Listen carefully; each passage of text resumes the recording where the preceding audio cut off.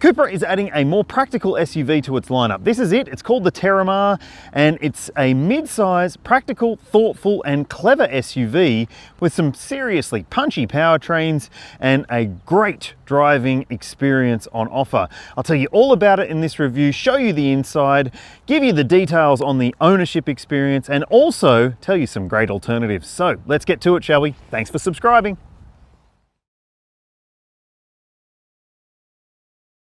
There's a few different versions of the Cupra Terramar available at launch. 3 to start with, and a 4th one will be joining the ranks later on, a plug-in hybrid version with a 200 kilowatt output and 100 k's of EV driving range. So it might be worth waiting for if you want a plug-in hybrid version, but there are other options in this lineup. Starting off with the entry-level Terramar S. It's a mild hybrid SUV. I'll tell you all about the powertrain later on, but let's consider what you're getting for your money. And it is a relatively well-priced option in the midsize SUV class. So, standard. You're getting things like 18-inch alloy wheels, keyless entry and start, there's a power tailgate, you've got a 360-degree camera, 10.25-inch digital cockpit, a touchscreen media system with sat-nav, wireless Apple CarPlay and Android Auto, a wireless phone charger, heated and power-adjustable front seats, there's memory settings for the driver's seat and the mirrors, you've got a heated steering wheel, you've got different drive modes available, tri-zone climate control, and you can slide and 40-20-40 split those rear seats too. So it's certainly practical, but if you want a bit more punch and you want all-wheel drive, it might be worth stepping up to the V grade. It's about $8,000 extra. It does add, as I said, more power, more torque, a bigger engine, but also all-wheel drive and a fair bit to the price tag, but some extra features as well, including 19-inch alloy wheels and a brake upgrade as well. And then there's this one here. It's the VZ, the range-topping model that gets a big kick up its backside when it comes to the power and torque, but also some extra spec to make it appealing to those who want something that looks and feels a little bit different. So you're getting 20-inch alloy wheels in the VZ grade. You're also getting dynamic chassis control, so adaptive dampers. There's leather and sound package, including a better stereo system and burgundy leather appointed seat trim. You get the upgraded brake package again.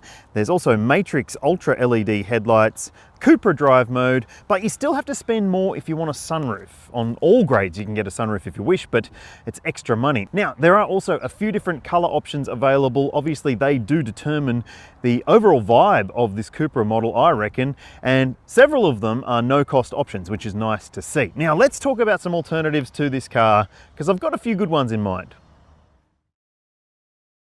First and foremost, if you're thinking about this car, I really do think you should be having a look at the Volkswagen Tiguan as well. It is a more family-focused package, maybe not as much about what the drive experience is like, but it's still a very lovely thing to drive. Several different powertrain options available, and the pricing might appeal to you more than this car.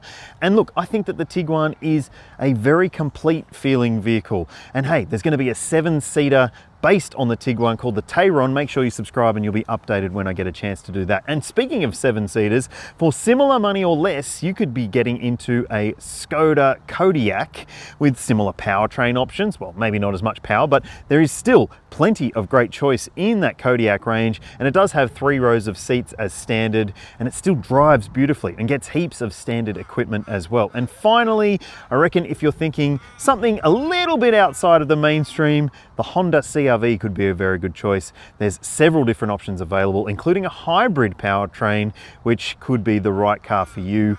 And there's also 7-seater options in that CR-V lineup too. So which one would you pick? Any of those or something else? Have your say in the comments. It might be trying to be a mainstream appealing SUV, but it certainly doesn't look like lots of the other mainstream SUVs. There is plenty of Cupra design styling on the outside, and it looks absolutely fantastic, I reckon. It's also smaller than lots of the other mid-sized SUVs at just over 4.5 meters long. I'll also show you on your screen now all the dimensions that you need to know. And we need to have a look at the back end design of this vehicle as well, because it does have some signature elements there too. But an electric tailgate standard on this one, and the boot space is a generous 508 litres. Now you can see there are plenty of great features in the back here, shopping bag hooks and lights. And underneath the boot floor, you will also find a space saver spare wheel. Now this one also includes the sliding second row seats, which allows it an extra 130-ish litres of cargo capacity. That means that you've got a little bit of extra usability if you've got long items. And a parent-friendly consideration here. The front door handles have the auto unlock trigger switch thing, and so do the back door handles. So if you've got an armful of kid, you can unlock the car just by grabbing on to the back door handle. Okay people, this is the interior of the Cupra Terramar, and it does have the trademark Cupra copper stuff everywhere. I actually like the trimming in this car, and this is the VZ grade, so it gets a few extra features, but I reckon that it looks and feels premium and special, and it's actually surprisingly practical and spacious as well. Now just have a look at some of these little intricate details. So some nice lighting that illuminates the armrest, soft padding where there should be as well, Sennheiser sound in this top specker, and this lovely finishing on the dashboard. Love that it's not all just black on black on black, and you've got some textured finishing on these metal look finishes as well. I think this is a really special feeling cabin personally. It doesn't feel too chintzy, too blingy. It feels quite bloody lovely. So does the steering wheel. By the way, it's a very nice tiller. Now, let's have a look at some of the tech here. You do have a digital instrument display in front of the driver. You can change the view on it if you want to have some different display stuff showing up for you. Well, you can do that. There's little controls on the steering wheel there to jump through different displays. It's a neat little bit of tech, that I would say. Love the fact that you've got conventional controls on the steering wheel. They're not haptic and they aren't piano black either. So it just means that no smudges and less mistakes. So you've got volume control over there and all your cruise stuff right there. You've got the Cupra button right there. If you want to quickly put it into Cupra mode, you can. Your engine start stop button is right there, and you've got some controls for media and so forth there, plus also a steering wheel heating control. Your gear selector right there off the steering column, as is the case with lots of modern cars. Got paddle shifters as well, and that little stalk there, well, that takes a little bit of learning. It's got wipers and blinkers and lights controlled on that stalk, so you'll be right though. And there are also more light controls down there next to the driver's knee. So all the control stuff for the driver, pretty simple to get your head around. The touchscreen media system, well, it might take a little bit of learning, especially if you're unfamiliar with the way that this is all displayed. I think that it is pretty intuitive in a lot of ways, but yeah, it just takes some familiarization with. So you do have a number of different menus available to you on screen, and you can toggle through different settings on the screen as well. So if you want to go in and make some adjustments to the smart assistance and the vehicle assistance stuff, you can. You've also got interior and exterior settings that are adjustable on screen there, and you can even keep an eye on what's going on with the car on display there. So that's all pretty neat. Number of other controls and available apps and stuff. So you've got sat-nav if you want to use that, and this is the Sennheiser sound system. There's some really great stuff here, so you can make it more immersive, and you can adjust between different modes for the audio settings. It's excellent sound, like really, really impressive, I have to say. Now, back to the home screen of sorts. There's another home screen of sorts if you just prefer a bit of a glance view, but you've also got these very handy toggles up the top here. So you can quickly set up a few different toggles. So if you want, you can go into your drive modes and make adjustments like so, go into your car settings like that, or you can just have your Apple CarPlay connected. And I mean, it's pretty good, the CarPlay system, but it has dropped out a couple of times, especially going through tollways. So that's a bit annoying, but it's quick to respond. If you want to go back to the Cupra screen, you can by doing that, for instance. But yeah, I do think that you will get used to this screen relatively quickly, as long as you're okay with having the climate controls on screen, because, well, mostly they are. You do have this climber home screen. You can adjust the front and rear temperatures from there. You can adjust also your steering wheel heating and other climate elements too. So that takes a little bit of getting used to, but I do think that if you are okay with it being a touchscreen, it should be fine to get your head around. You've also got your seat heating controls there, and you can slide for your climate stuff and slide for the volume of the media. There's a recirc button right there too. So look, I don't think you'll get tripped up by it, but hey, if you've had experience with Cupras in the past, you might have maybe not loved the screen in the previous models. This one's better than in the old models. Now, down below here, let's have a look at what's on offer. A couple of USB-C ports, wireless phone charger is standard. You've got some buttons here to lock and unlock the car, and your hazard lights, traction control. You've got an electronic park brake, auto hold button, so if you don't want the car to creep forward in traffic, you can press that and it will lock the brakes when you're stopped. You've also got a nice set of cup holders. They're large, and a little storage tray here for maybe your keys or something. A center console bin, which is a little bit small, but at least it's got a nice soft padded section. Big bottle holders in the doors. They're not lined, which is a bit of a shame, but I do think that you're getting plenty of practicality. Reasonably large glove box. Overhead, there is no sunglasses holder. There's also no connected services in this car, so there's no SOS call button. That's an unfortunate exclusion for our market. And you do get a little parking ticket clip there, illuminated vanity mirrors. They're auto illuminate, which is great, and grab handles for everyone, which is really, really good. Now, I think this cabin experience is great, but let's check out the backseat space and see if it's family friendly enough. Rightio people, some of the other SUVs in this class do have more space on offer. This is a more compact SUV compared to some of the others, but I reckon that it's still spacious enough for most families, I would say. Now, I'm 6 foot tall. I've got enough knee room here. This is a scalloped setup here on this seat back behind my driving position. And it's a hard plastic as well, so it might not be the nicest thing if you do end up brushing your knees against it.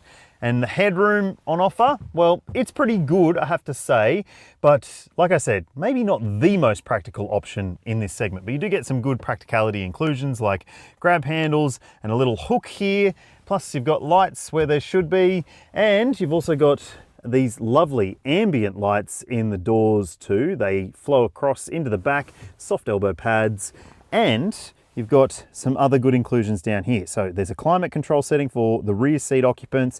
There's directional air vents. There is a massive transmission tunnel, so it's going to be more comfortable for a 2-seat setup rather than 3. There's no mat pockets on the seat backs, but you do get big bottle holders in the doors. And you're also getting the ISOFIX points and 3 top tethers that you would expect. There is a flip down armrest with cup holders. It's going to be a more comfortable 4-seater than 5-seater, I would suggest. And you do have the capability to also recline and slide these seats. So as you can see, now I've moved that seat slightly forward. So if you have bigger stuff in the boot that you need to maybe minimize the back seat passenger room, well, you can do that. And they both slide forward to allow you a little bit more space. It's a pretty practical cabin, I would say. Maybe not the ultimate in rear seat space and practicality, but hey, I think it does a good enough job. There are a couple of different powertrains on offer in this lineup. The S mild hybrid version, the entry-level grade, is a 1.5 litre 4-cylinder turbo petrol with 48-volt mild hybrid tech. It has a maximum output of 110 kilowatts and 250 newton meters. It uses a 7-speed dual-clutch DSG automatic transmission and is front-wheel drive. It's not the fastest one, 9.3 seconds 0 to 100 for it. But step into the V, which gets a bigger engine, a 2-litre 4-cylinder turbo petrol, and you'll get 150 kilowatts, 320 newton meters, all-wheel drive and a 7-speed dual-clutch and a 0 to 100 time of 7.1 seconds. Then there's the VZ, this one here, which gets, again, a 2-litre turbo 4 and all-wheel drive and a 7-speed dual clutch, but with 195 kilowatts, 400 newton meters, and obviously it's the fastest one, doing 0 to 100 in 5.9 seconds. And remember, there's also a plug-in hybrid version coming. Make sure you ring the bell and you'll be notified when that review goes live. Now, let's also talk about the towing considerations for this vehicle. It has a 750 kilo unbraked towing capacity, 1800 kilos brake towing for the S, and 2200 kilos for the V and VZ all-wheel drive models. That's pretty good for a midsize SUV, but just be mindful of the downball maximum weight, which is just 100 kilos. Rightio people, I'm just outside Melbourne for this drive experience in the Cupra Terramar. Not my usual drive. I've done a mix of driving to try and replicate it to show you what it's like. And look, generally, I am really quite impressed with this car. This is the VZ grade, the top spec currently, the sporty one, the fast one, and it's still a surprisingly enjoyable and comfortable experience as well. Now, a lot of that comes down to the fact that this one does have the adaptive damper setup. So there's a couple of ways you can adjust through different drive modes. So you can use the pre-set up modes to adjust the drive, but you've also got an individual mode that allows you to tailor the suspension bounciness or softness or firmness to your tastes. And I like that about it because it means that you can basically make it how you like it and have an individual mode that also allows you to adjust the powertrain and the steering and other things. And having that customization ability is really impressive. But what's also impressive is when you just hit the Cupra button switch, you can make it a sporty drive experience straight away. And that is what this car is really all about. You can get so many thrills from this SUV that's also family friendly, but it is a really, really enjoyable experience. The way that you can tailor it to suit your requirements is great. And then they've got the preset modes like this one, which is also really bloody great. You really call into action the 2-litre turbo petrol engine here and the dual clutch automatic transmission. I'll get to some things about the dual clutch in a sec, but this is just a really enjoyable thing at pace. And if you like driving enthusiastically, I think you're gonna like this one. Yep, it's fast and it's fun.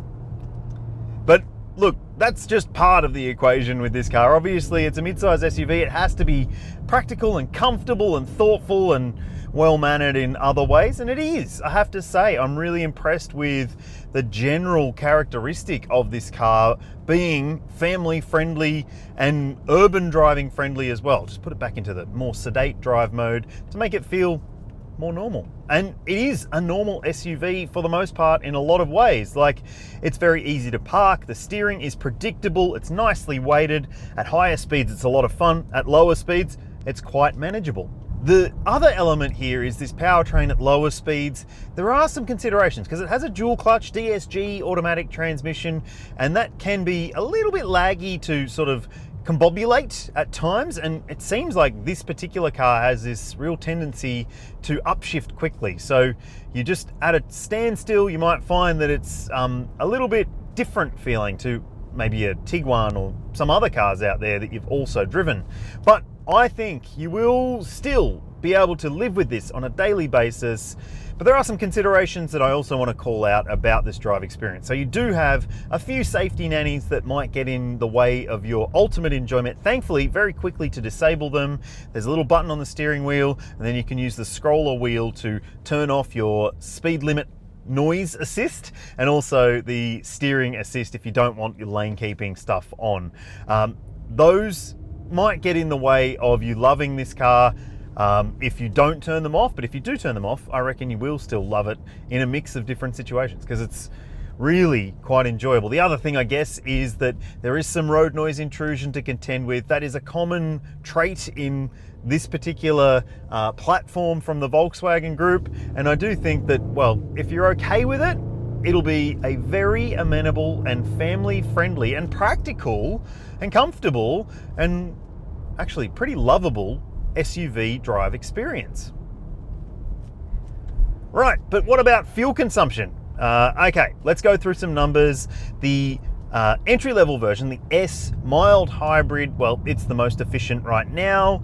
You'll see on screen the official combined cycle fuel consumption figure for it. That's what you should be able to achieve across a mix of driving. And then there's the mid-spec V with all-wheel drive. It gets the more powerful engine, so a bit more fuel consumption there as you would expect.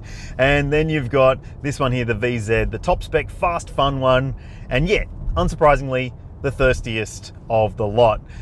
If you're wondering what I've seen across my drive here outside Melbourne, and it hasn't been my normal driving, but I've tried to incorporate the same sort of stuff I usually do, maybe a little bit less stop-start, but even so, on screen now you'll see what I've seen, and that is okay. It's certainly not the most fuel efficient car in the segment, but it is also offering a different kind of drive experience. So if you're okay with a little bit more fuel use, high spec one, but if you want to save some cash on the running costs, well, maybe it will be worth considering one of the cheaper versions with a little bit less performance and a little bit less thirst. So what about the other considerations for your fuel stuff? Well, the requirement is premium juice. That's just how it is with this car. And the fuel tank capacities, well, the S mild hybrid one has a different tank capacity to the all-wheel drive versions, which have 60 litres, which is pretty good. Should mean decent cruising range if you can lower that fuel consumption down a little bit, especially. Maybe on highway road trips, it will be a far more frugal thing. But yeah, the fuel thing, probably a consideration for some people, I would say.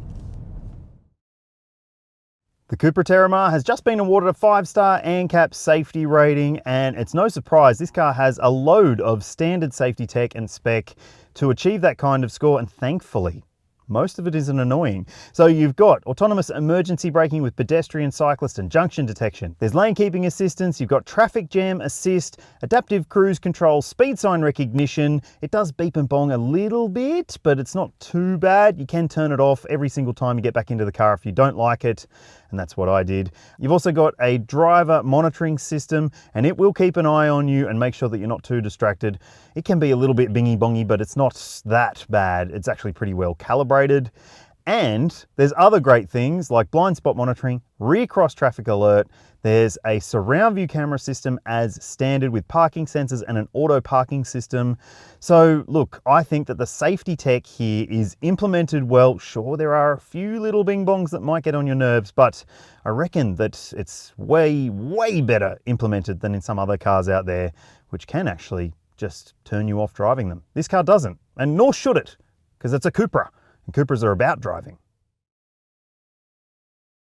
In Australia, Cupra is offering a 5-year unlimited kilometre warranty, and you're also getting 5 years of roadside assistance included as well. Now, if you're worried about servicing considerations, well, there is a couple of interesting service packages on offer. So you can prepay for your maintenance in either a 3 or 5 year package. I'll put the pricing for them on your screen now.